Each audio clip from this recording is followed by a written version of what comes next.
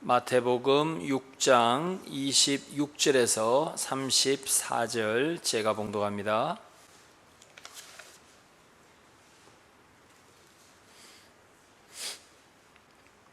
(6장 26절에서 34절) 공중의 새를 보라. 심지도 않고 거두지도 않고 창고에 모아들이지도 아니하되 너희 하늘 아버지께서 기르시나니 너희는 이것들보다 귀하지 아니하냐? 너희 중에 누가 염려함으로 그 키를 한 자라도 더할 수 있겠느냐? 또 너희가 어찌 의복을 위하여 염려하느냐? 들의 백합화가 어떻게 자라는가 생각하여 보라. 수고도 아니하고 길쌈도 아니하느니라. 그러나 내가 너희에게 말하노니 솔로몬의 모든 영광으로도 입은 것이 이 꽃 하나만 갖지 못하였느니라. 오늘 있다가 내일 아궁이에 던져지는 덜풀도 하나님이 이렇게 입히시거든 하물며 너희일까 보냐. 믿음이 작은 자들아. 그러므로 염려하여 이르기를 무엇을 먹을까 무엇을 마실까 무엇을 입을까 하지 말라. 이는 다 이방인들이 구하는 것이라. 너희 하늘 아버지께서 이 모든 것이 너희에게 있어야 할 줄을 아시느니라. 그런즉 너희는 먼저 그의 나라와 그의 의를 구하라. 그리하면 이 모든 것을 너희에게 더하시리라. 그러므로 내일 일을 위하여 염려하지 말라. 내일 일은 내일이 염려할 것이요 한날의 괴로움은 그날로 족하니라. 아멘. 오늘 오후에는 하이델베르그 교리문답 제9주일과 10주일을 살펴보겠습니다. 오늘 저와 여러분이 말씀을 쭉 배우면서 꼭 기억하셔야 될 것은 뭐냐면 창조의 하나님은 모든 것을 주관하시는 섭리의 하나님이시다는 것입니다. 창조의 하나님은 통치자시다. 이것을 여러분이 기억하시면서 하이델베르그 교리문답을 하나하나 살펴보도록 하겠습니다. 제가 26문을 읽으면 여러분께서 답을 하시면 되겠습니다. 26문. 전능하신 성부 하나님 천지의 창조주를 나는 믿사오며 라고 고백할 때 당신은 무엇을 믿습니까?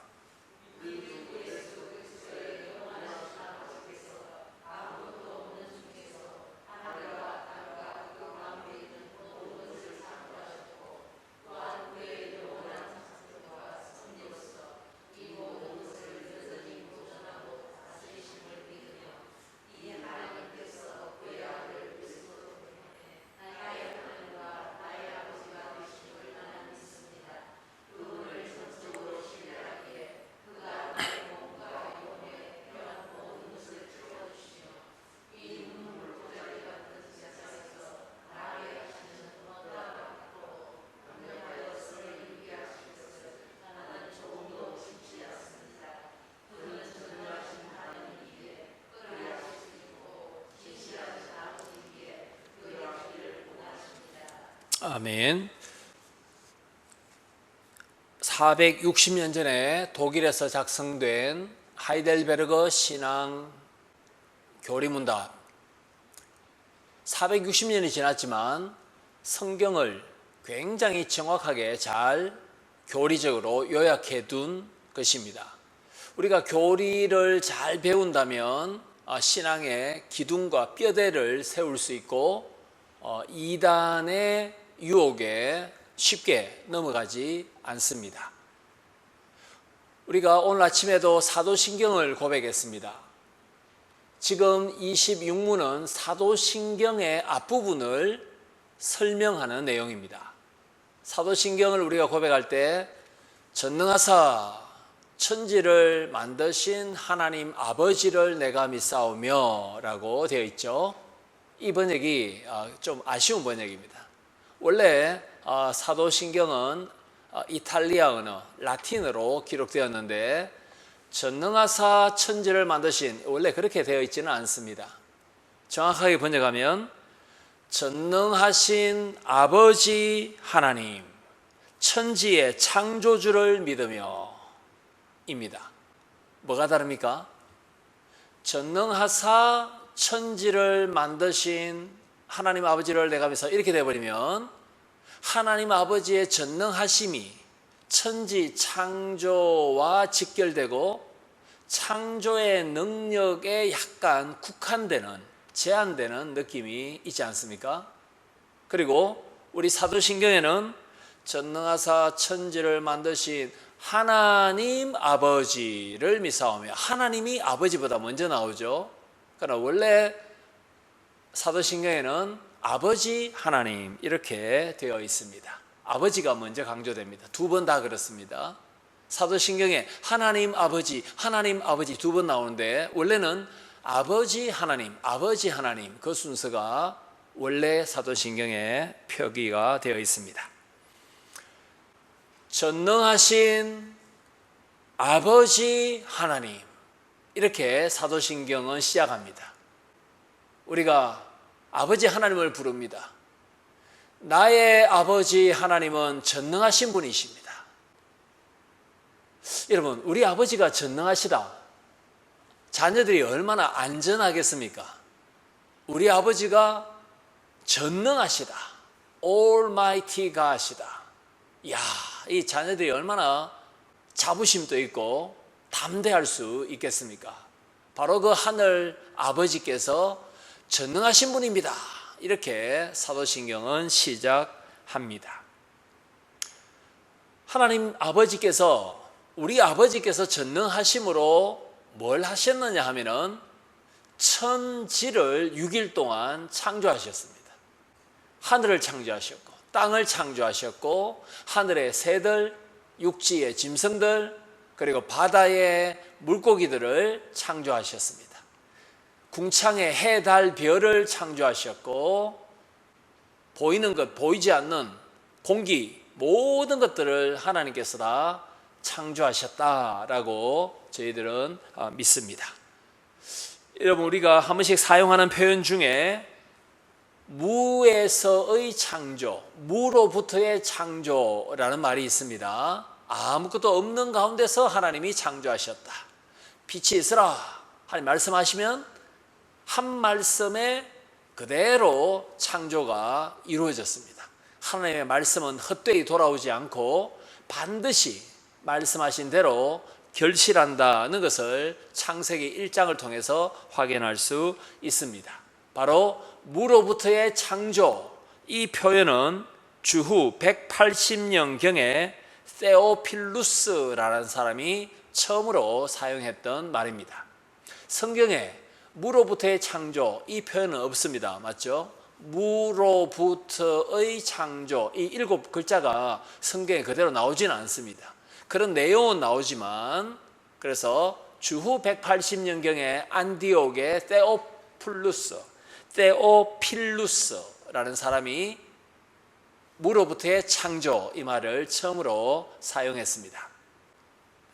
하나님은 해를 만드셨기 때문에 어떤 일을 하셨습니까? 여호수아 10장 13절에 아모리 족속과 이스라엘이 전쟁할 때에 여호수아가 기도했을 때에 해가 중천에 계속 머물러 있었습니다. 하나님이 해를 창조하셨기 때문에 해를 통치하신다는 것이죠. 히스기야가 중병에 걸렸을 때에 해시계의 그림자를 뒤로 10도 물러가도록 하나님께서 이사야 선지자를 통해서 역사하셨습니다. 시간이 1시, 2시, 3시 지나가야 되는데 오히려 거꾸로 돌아오도록 하실 수 있는 분도 해를 창조하신 하나님만 하실 수 있다는 것입니다. 하나님이 자기의 형상대로 사람을 창조하셨죠. 그래서 폐경을 겪었던 사라, 더 이상 출산의 능력을 잃어버렸던 아브라함의 아내 사라의 태를 하나님께서 여셨습니다.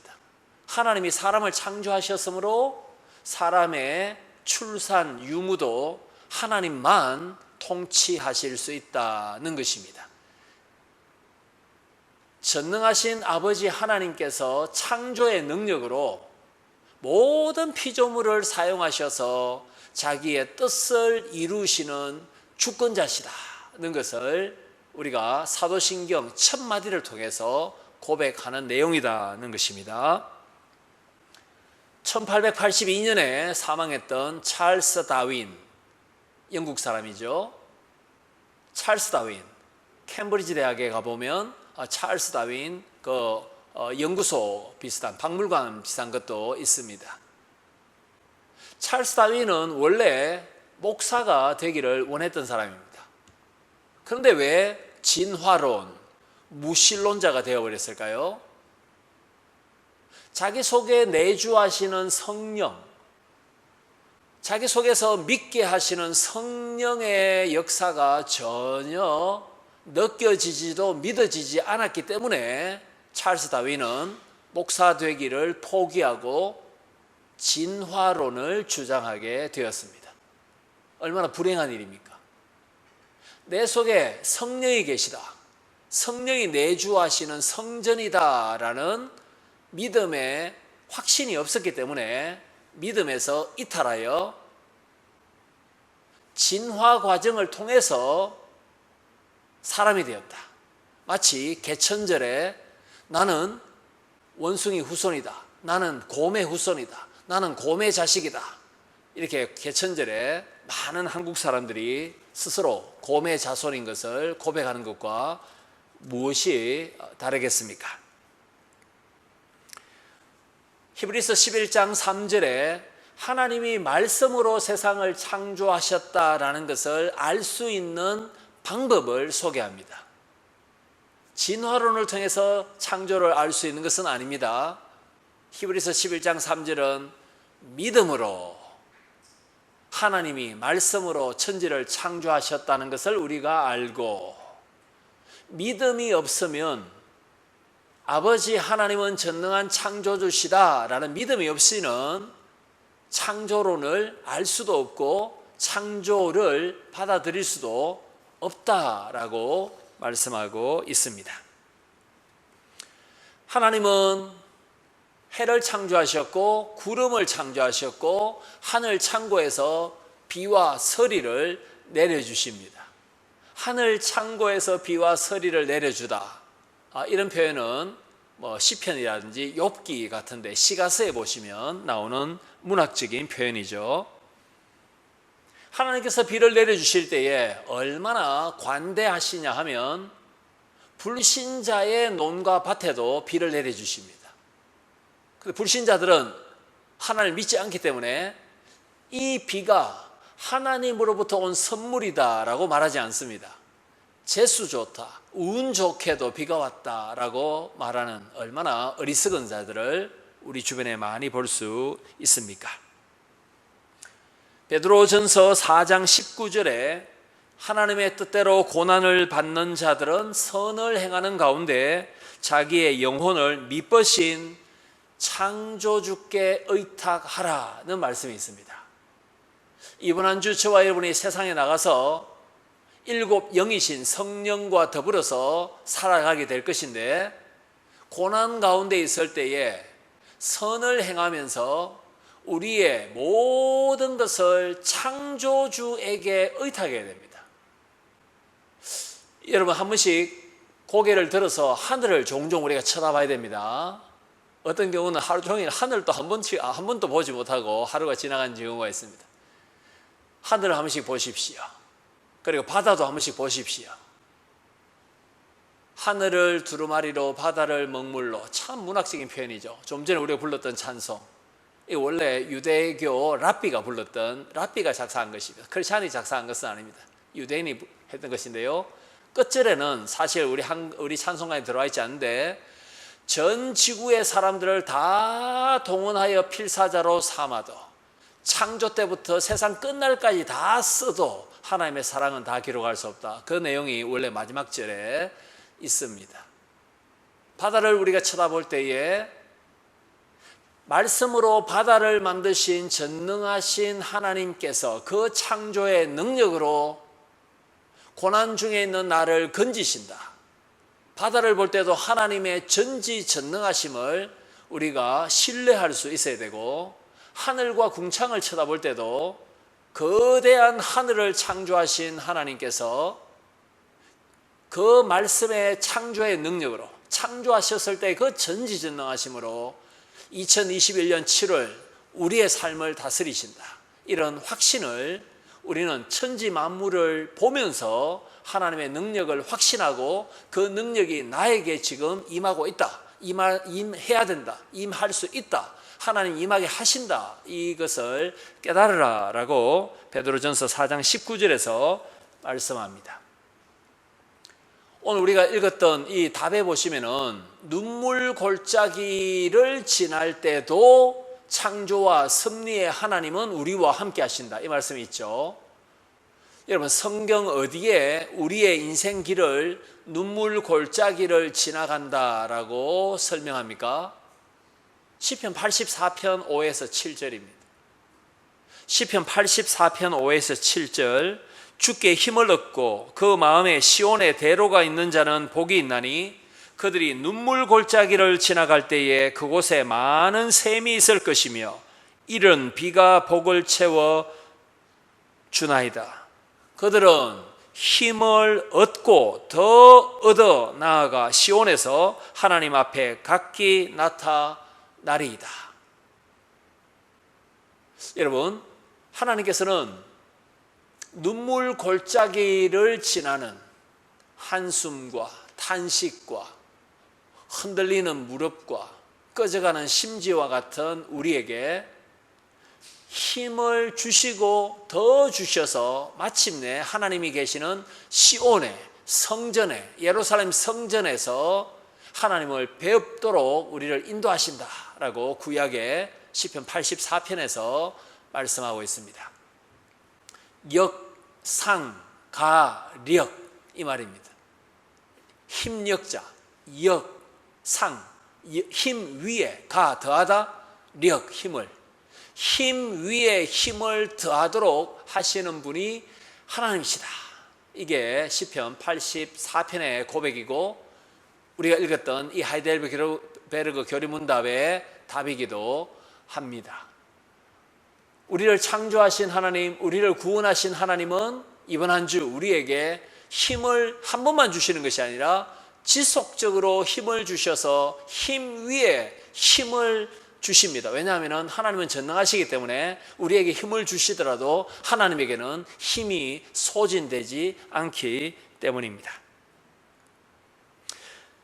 로마서 8장 32절, 독생자 예수 그리스도를 아끼지 않고 우리를 위해서 내어주신 하나님께서 우리가 구할 때에 왜 모든 것을 선물로 주시지 않겠느냐. 독생자 예수님을 내어주셨는데 우리가 구할 때 하나님께서 왜 우리가 구하는 것을 주시지 않겠는가. 육신의 아버지도 자녀가 생선을 달라 할 때 뱀을 주지 않습니다. 떡을 달라 할 때 돌을 주지 않습니다. 못 먹을 거 주지 않습니다. 하물며 하늘 아버지께서 구하는 자에게 좋은 것을 주시지 않겠는가. 성령을 주시지 않겠는가. 힘 위에 힘을 주시지 않겠는가 라고 주님께서 친히 말씀하셨습니다. 이번 한 주 역상가력, 힘 위에 힘을 더하시는 그 전능하신 하나님께 부르짖는 저와 여러분이 되기를 소망합니다. 자, 이제 27문으로 넘어갑니다. 섭리에 대해서 살펴보겠습니다. 27문, 하나님의 섭리란 무엇입니까?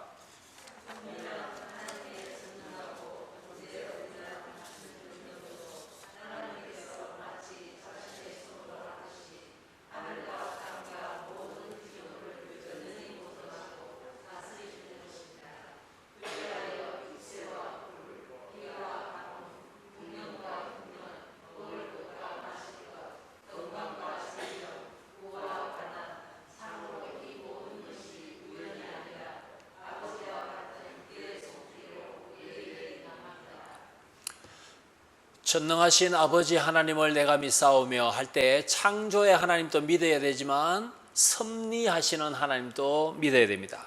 여러분, 이 섭리라는 말이 한자로 쓸 때도 굉장히 복잡한 그런 한자죠. 섭리, 섭 이 말은 붙잡아 당기다 이 말입니다. 붙잡아 당기다. 리 이 말은 다스리다 이 말입니다. 그러니까 우리의 모든 환경을 하나님이 딱 붙잡고 밀고 당기심으로 실수 없으시게 다스리고 계신 것, 이것이 한자로 섭리의 뜻입니다. 그런데 우리가 읽었던 27문에 보시면 이 섭리를 설명할 때 하나님께서 무엇을 가지고 계시다라고 설명합니까?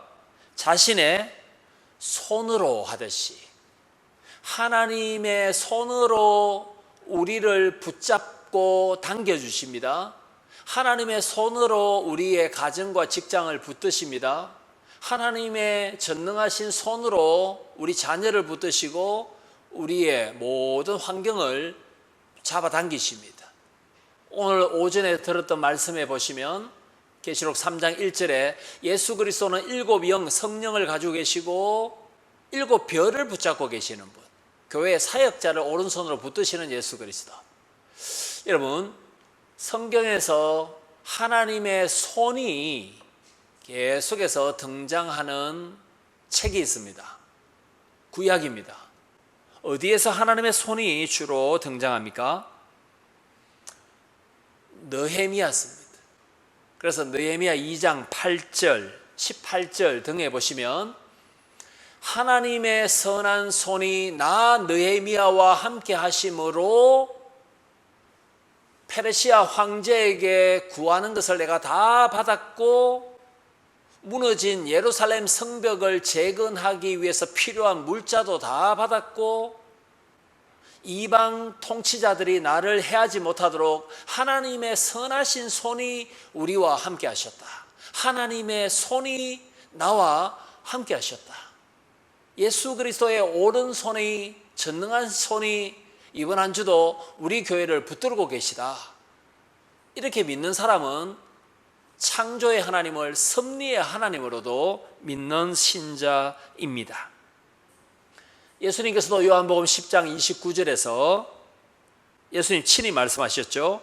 아버지 하나님은 만유보다 크심에 아무도 아버지의 손에서 그분의 자녀를 빼앗을 수 없도다. 만유, 보이는 것, 보이지 않는 모든 것을 하나님 창조하셨기 때문에 하나님은 창조주이심으로 만유보다 더 크십니다. 그래서 하나님은 자기 손으로 자녀들을 붙들고 계신데 이 하나님의 손아귀에서 우리를 빼앗아서 파멸시킬 존재가 아무것도 없다라고 요한복음 10장에서 주님께서 가르쳐 주셨습니다. 우리가 읽었던 마태복음 6장 산상설교 28절과 29절에 하나님께서 덜풀을 직접 먹이시고 입혀주십니다. 공중의 새도 먹이시고 입혀주십니다. 하나님이 친히 손으로 내일 아궁이에 던져질 덜풀도 먹이시고 입혀주십니다. 그런데 하나님의 손이 직접 덜풀과 공중의 새에게 임했기 때문에 예수님 뭐라고 말씀하십니까? 솔로몬 왕이 부귀로 장식한 그 어떤 것보다도 더 영광스럽다. 하나님의 손이 직접 덜풀을 보호하시고 계시기 때문에 솔로몬이 인위적으로 부와 화려함을, 웅장함을 꾸며낸 것하고는 질적으로 다르다. 하나님의 손이 친히 임했다라고 말씀합니다. 예수님께서는 덜풀에 강조점을 두신 것이 아니라 하물며 하나님의 자녀인 너희들을 하나님께서 더 애지중지하시지 않겠느냐. 하나님의 손이 너희에게 더 친밀하게 임하시지 않겠느냐. 전능하신 창조주 하나님은 예수님 때문에 우리의 친근한 아버지가 되셨습니다. 아버지이심으로 기꺼이 하나님은 우리를 돌보십니다.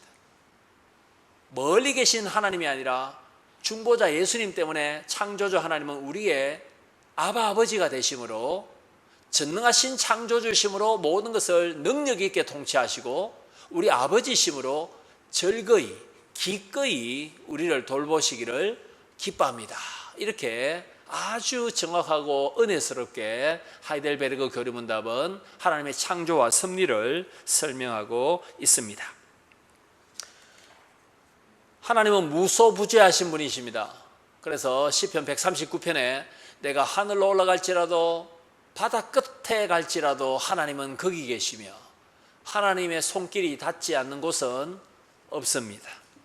병원에도, 직장에도, 여러분이 혼자 기도하는 골방에도 하나님은 항상 우리를 전능하신 오른손으로 능력 있게 사랑으로 붙들고 계심을 믿습니다. 종교개혁가 칼빈은 기독교 강요 1권 16장 4절에서 하나님의 섭리를 이렇게 설명합니다. 섭리란 하나님께서 하늘에서 한가하게 땅에서 일어나고 있는 일을 관망하는 것이 아니라 열쇠를 가진 분으로서 세상 만사를 주관하시는 것을 의미한다.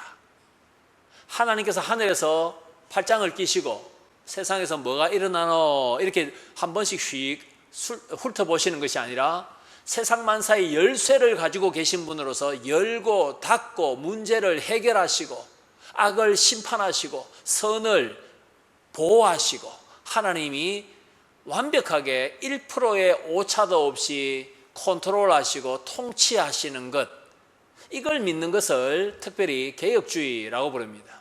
개혁주의 신앙, 개혁교회, 웨스트민스터 개혁교회, 개혁주의 교회와 국가와 학원에 보고 SFC 강령에도 나와 있듯이 개혁주의 하면 하나님의 주권, 하나님의 다스림, 하나님의 능력을 믿고 우리도 최선을 다하자. 하나님 100%, 우리 100%, 이것이 개혁주의의 특징입니다.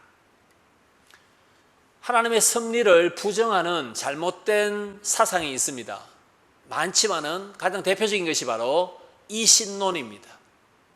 이신론은 쉽게 말씀드리면 예전에 여러분 그 벽시계에 그 밥을 주지 않습니까? 돌려가지고 태엽을 감아 놓지 않습니까? 그러면 뭐 한 달 정도 지나면은 약간 느려지고 다시 이제 뒤에 막 감아주면 또 시계가 정상적으로 돌아갑니다. 창조주 하나님께서 옛날에 괴종시계, 벽시계처럼 시계에 태엽을 감아서 밥을 주고 난 뒤에 손을 떼셨다. 손 떼도 시계는 제대로 돌아가고 있죠. 한 달 동안. 하나님은 창조해놓고 시계 만들어 놓고 손을 떼셨다. 더 이상 섭리는 하지 않는다. 이것이 이신론이고 사실은 무신론자입니다. 하나님 창조는 하셨지만 더 이상 통치하시지는 않는다. 무신론자들이 즐겨 사용하는 이신론이라는 이 잘못된 주장을 우리가 경계해야 합니다. 여러분, 이 신론만큼이나 비성경적인 것이 뭐냐면 운명론에 빠지는 것입니다. 운명론. 운명론은 무엇입니까?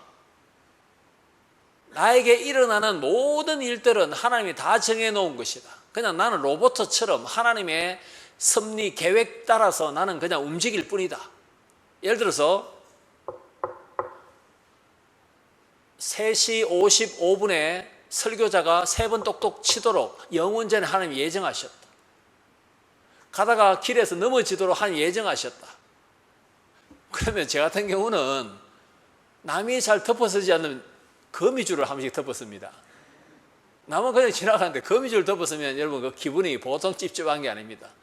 그것도 하나님 섭리하신 것이다. 뭐 모든 것을 다 섭리하는 것. 그렇게 되면 뭐 어떻게 되는지 아십니까?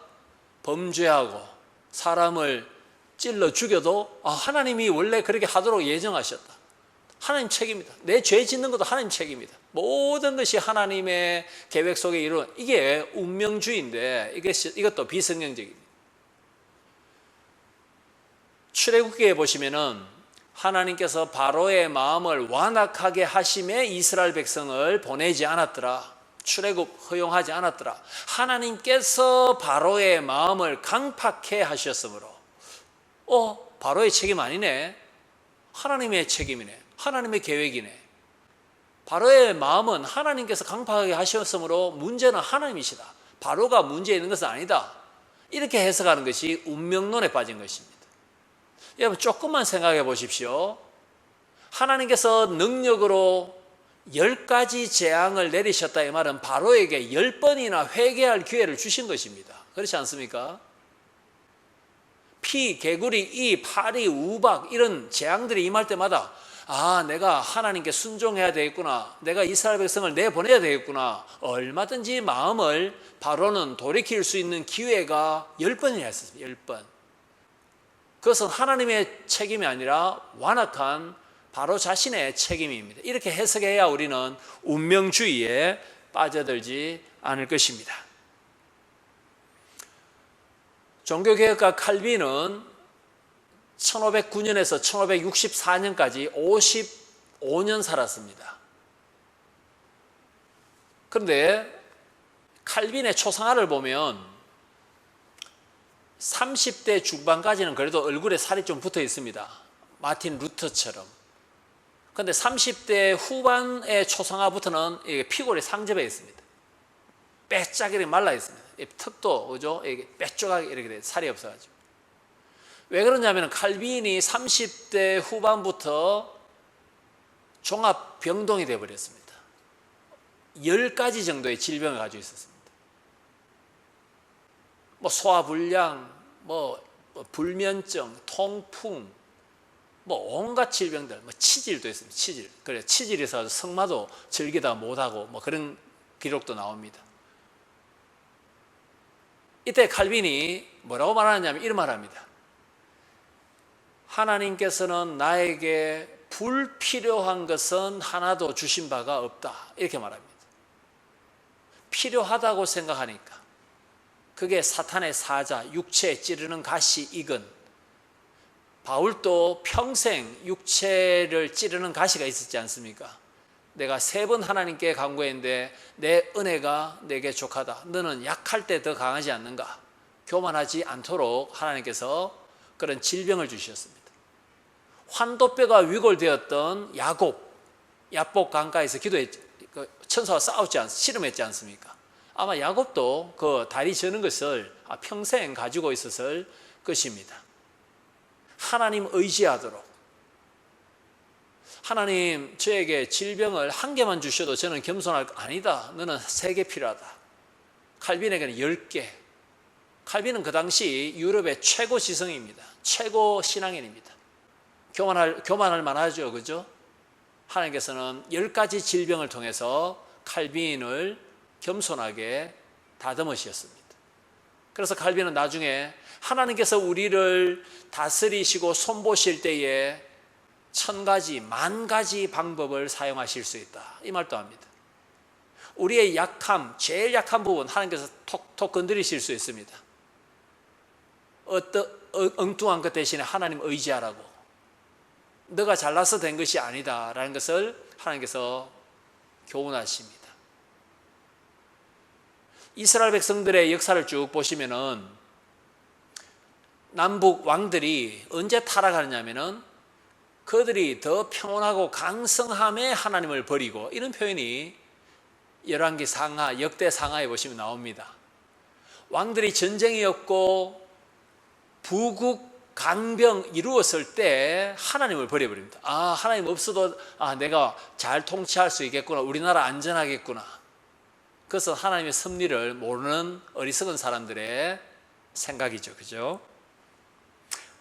하나님은 자기 백성의 현재, 미래, 과거를 통치하시고 이제도 계시고 전에도 계셨고 장차 오실 하나님, 우리의 모든 것을 알파 오메가이신 하나님께서 다스리시고 우리 교회를 처음부터 끝까지 다스리시고 우리 인생도 처음부터 끝까지 통치하시는 분은 하나님이십니다. 그래서 우리가 한 번씩 왜 이런 일이 벌어지는가 아무리 생각해도 해석이 안 되는 경우도 있습니다. 우리 삶 속에. 그때 우리가 해야 될 일은 그래도 하나님은 나를 다스린다, 이 고백이 필요합니다. 나중에 지나가 보면 하나님께서 이 이유 때문에 그때 그렇게 하셨구나. 지금 당장은 잘 모르는 경우 많습니다. 지나가 보면 하나님께서 이것을 위해서 그때 그렇게 역사하셨구나. 그래도 하나님은 통치하시다. 그 하나님은 선하시다. 이 고백을 저와 여러분이 해야 할 것입니다. 마지막 28문을 읽습니다. 하나님께서 모든 것을 창조하시고 섭리로서 여전히 보호하심을 아는 것이 우리에게 어떤 유익을 줍니까?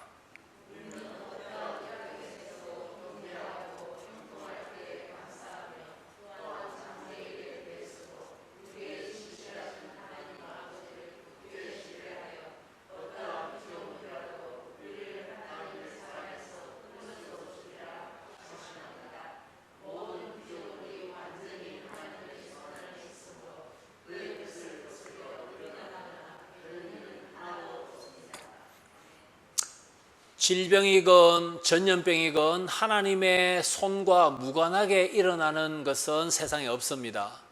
코로나라는 이 전염병도 하나님이 지금 통치하고 계시고 하나님의 손 안에 있는데 왜 이걸 하나님께서 허용하셨는가에 대한 해석은 분분합니다. 이게 하나님의 심판이다. 저는 코로나를 하나님의 심판이라고 저는 확실하게 믿습니다. 그렇지만 심판이 아니다라고 또 해석하는 사람들도 많이 있습니다.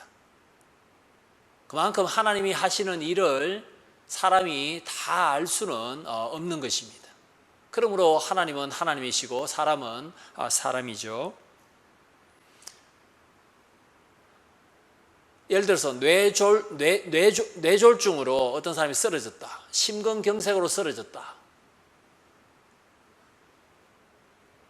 그 사람의 투병, 그리고 그 환자를 돌보는 가족의 투병은 지난합니다.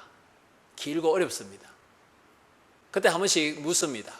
왜 이게 우리 가정에서 이런 일이 일어나는가? 당장은 이해가 잘 되지 않죠. 근데 어떤 경우는 가족 중에 한 명만 그런 것이 아니라 두 명이 그렇게 될 수도 있습니다. 그때 또 묻습니다. 하나님, 제가 그렇게 강한 사람도 아닌데 뭐 이 두 개까지 선물로 주시고, 이렇게 생각할 수도 있습니다. 그러나 하나님은 감당할 만하니까 그걸 우리에게 허용하셨고, 그 가족을 간병하면서도 하나님의 뜻이 무엇인가 우리는 겸손하게 하나님께 여쭙고 감당할 수 있는 힘을, 지혜를, 환경을, 필요를 하나님께서 채워주시도록 또 하나님을 더 의존한다면 매일매일 우리는 하나님 바로 곁에서 하나님과 동행할 수 있는 영적인 유익을 또한 얻을 수 있을 것입니다. 몸과 경제적으로는 고달프지만 영적인 유익이 뒤따르는 것, 그런 경우도 우리의 크리스찬의 삶 가운데는 얼마든지 많이 있습니다. 베드로전서 4장 1, 2절에 베드로가 뭐라고 말합니까? 우리 자신의 범죄로 고난을 당하는 경우도 있습니다. 범죄했을 때 하나님께서 우리에게 징계하신 경우가 있습니다. 그게 질병이건 경제적인 손실이든 그때 우리는 즉각 징계를 받아들이고 범죄를 멈추고 자비에 하나님께서 회복시켜 주시도록 긍휼을 구해야 된다. 이 내용이 베드로전서 4장 1, 2절입니다. 다시 말씀드려서 우리의 죄성이 발동하여 우리가 범죄할 때 하나님은 우리의 아버지심으로 우리에게 사랑의 매를 드십니다. 그런데 사랑의 매로 때리실 때에 우리의 연약함을 아시고 우리의 범죄에 비례하여 그만큼 때리시진 않고 살살 봐주시는 하나님이십니다. 그때 우리는 즉각 회개하고 하나님께서 원하시는 의와 거룩한 삶을 회복해야 된다. 그런데 불행하게도 믿음이 없는 사람은 이런 징계가 임할 때에 자기 변명과 합리화로 일관할 수도 있고, 하나님의 사랑이 아니라 하나님은 나를 냉대하시는 분이다. 그래서 하나님을 떠나버리기도 합니다. 그리스 사람들이 그랬습니다. 그리스 사람들은, 하나님을 믿지 않는 사람들은 불행이 닥칠 때 신이 나를 버렸다, 신이 나에게 냉대를 퍼붓고 있다, 그렇게 해석했습니다. 그러나 우리는 그렇게 하지 않습니다. 사랑하는 자녀에게 징계가 없다면 그 사람은 사생자입니다. 히브리서에 나오죠. 하나님께서 우리의 자비로운 아버지이심으로 우리를 징계하십니다. 그러나 살살 우리의 징계와 똑같은 분량으로, 우리의 범죄와 똑같은 분량으로 하나님께서 우리를 치시는 것은 아니십니다. 마지막으로 우리가 살펴볼 구절은 시편 73편인데 어려운 표현으로 신정론입니다. 신정론. 하나님이 통치자시고 창조주시고 섭리자이시라면 왜 악인의 번성함을 계속해서 허락하십니까? 왜 악한 자들이 죽을 때까지 더 떵떵거리며 잘 먹고 잘 살고 부와 권력을 누리고 선한 사람들, 의인들은 더 고난에 빠뜨리십니까? 하나님의 선하심과 정의로우심을 우리는 믿는데 왜 악인들을 하나님께서 징계하지 않습니까? 라는 질문이 신정론입니다. 이게 시편 73편에 많이 나타납니다. 73편 17절에 시인 아삽은 이 모든 사람이 던지는 이 질문에 답을 스스로 찾습니다. 하나님의 성소에 들어갈 때에야 악인의 심판과 종말을 깨달았도다. 악인의 번성함은 영구적이지 않고 일시적이다. 끝까지 가봐야 한다. 그걸 시인 아삽은 깨달았도다 라고 말합니다. 지금 반짝 잘 되는 것처럼 악인들이 더 승승장구하는 것 같지만 하나님이 지금 눈이 머셔서 못 보고 계신 것이 아니다. 다 보고 계신다. 하나님의 때에 그들을 적절하게 하나님께서 손 보실 것이다. 우리도 하나님의 알파 오메가이신 하나님의 능력을 우리가 믿어야 되겠죠. 그래서 73편 25절에 시인 아삽이 뭐라고 고백합니까? 하늘과 땅에 주님밖에 내가 사모할 분이 없으며, 하늘과 땅에서 사모할 자는 하나님밖에 없습니다. 나는 악인의 일시적인 형통 때문에 불평하지 않겠습니다. 나는 하나님에게 소망을 두고 하나님만 사랑하고 하나님 안에서 만족을 찾겠습니다 라고 고백하는데, 이 고백이 우리의 고백이 되어야 될 줄 믿습니다. 사랑하는 성도 여러분, 오늘 하나님의 창조와 섭리에 대해서 우리가 살펴봤습니다. 그래서 우리가 지금 좀 덥고 습기가 많은 장마철을 보내고 있지 않습니까? 이때 하나님은 날씨도 주관하십니다. 그래서 오늘 날씨가 안 좋다, 이 말을 크리스찬들은 쉽게 하면 안 됩니다. 바람 불어도 좋고 안개가 많이 끼어도 좋고 바람 불어도 괜찮습니다. 비가 와도 괜찮고 장마도 괜찮고 40도 떼약볕도 괜찮습니다. 하나님께서 필요하시니까 비와 서리와 온갖 것을 주시는 것이죠. 하나님은 화와 복을 질서정연하게 계획하신 대로 실수 없으시게 우리에게 분배하시는 분이십니다. 하나님은 화와 복을 정확하게 분배하시는 분이시다. 이것도 역시 칼빈의 고백입니다. 그래서 우리가 모든 것이 하나님의 통치 속에 있으니까 어리둥절하거나 불평하는 것이 아니라 이 속에 하나님의 뜻이 무엇일까? 하나님의 계획이 무엇일까? 날마다 여쭈면서 하나님의 하나님 되심을 인정하면서 우리가 산다면, 믿음의 행보를 걷는다면 창조와 섭리의 하나님께서 하시는 일을 우리가 언젠가는 깨닫게 될 것이고, 그 하나님의 살아계심 때문에 더 기뻐 찬송할 날이 올 것입니다. 이 모든 고백이 우리가 고백하는 사도신경의 첫 소절에 담겨있는 의미다라고 사도신경의 이 고백을 풍성하게 정확하게 은혜롭게 설명하는 하이델베르그 거리문답. 여러분께서 이 주복 안에 내지 있지 않습니까? 이걸 하루에 한 번씩 한번 읽어보십시오. 정말로 성경을 정말로 요약을 잘했구나. 힘과 능력과 은혜가 하나님의 말씀의 요약입니다. 그래서 이 가운데도 큰 은혜가 있을 것입니다. 자, 찬송 309장으로 하나님께 영광을 돌려드립니다. 309장입니다.